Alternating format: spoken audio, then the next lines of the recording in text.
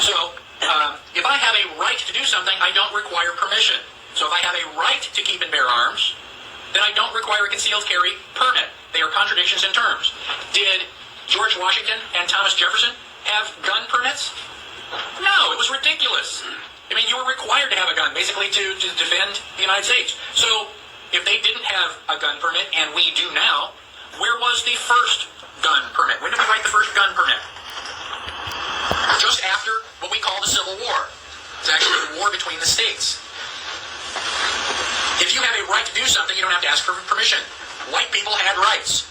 Black people were slaves. They had no rights. Well, we passed the 13th Amendment, which says there's no more slavery. Well, gosh, if there's no more slavery, then blacks and whites are all the same, right? So you're going to give the black people guns after you've just had them in chains? And I don't think so. They may be a little upset with us.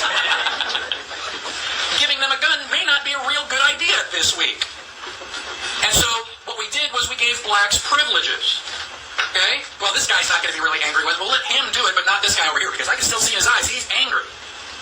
So blacks were given privileges with the 14th Amendment. How about a marriage license? Did Thomas Jefferson and George Washington have a marriage license? No. Today, just about everybody has one. Where was the first marriage license? Right after the Civil War. If two white people want to get married and have children, they have a right to do that. They can do anything they want with their property. Now, whites don't have to ask anybody for permission. Blacks we really didn't care. Two black people wanted to get together. We basically considered that animal husbandry. But what if a black person and a white person want to get married? Oh gosh, we can't have that. We can't allow mixing of the races now, can we? The white person can do anything they want. The black person can't. The black person has to get permission. So the first marriage licenses were permission for interracial marriages. And I have a copy of Black's Law Dictionary. Now this is Black's Law 3rd edition. This is about 1870s, I think, somewhere in that time frame.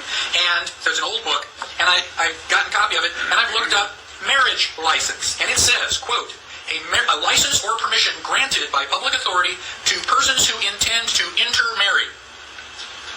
Right there in black and white. A marriage license is for mixed marriages. Well, eventually that was working so well that we just apply a marriage license to everybody. Why do you need permission? If you go to a wedding, how many people are in that contract?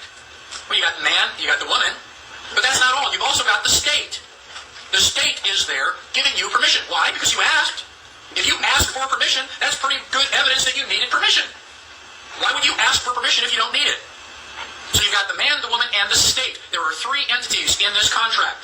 So now the state has a vested interest in the outcome of this contract. Well, what is the general outcome of a marriage contract? You put a boy and a girl in a dark room for long enough, what's going to happen? Children. So now, the state, because they are vested in this contract, they have a vested interest in the children. How can this social worker come to your door and say, you're not being a good parent, and take your kids away? Because they own them. If you have a marriage license, the state has partial ownership in your children. That's how they can demand that your children go to school. They want their children in school, government schools. Now, if you don't get a marriage license, if you just say, hey, you're pretty good looking, you want to sleep together? What do they call that? That's a common law marriage. That's probably the only phrase where anybody knows the phrase common law. Well, what is common law? Well, gosh, I don't know. That's what 2 people know. It's not. 2 people get married. It is a common law marriage because it is based on property. And we will get to Article 3 of the Constitution later this afternoon.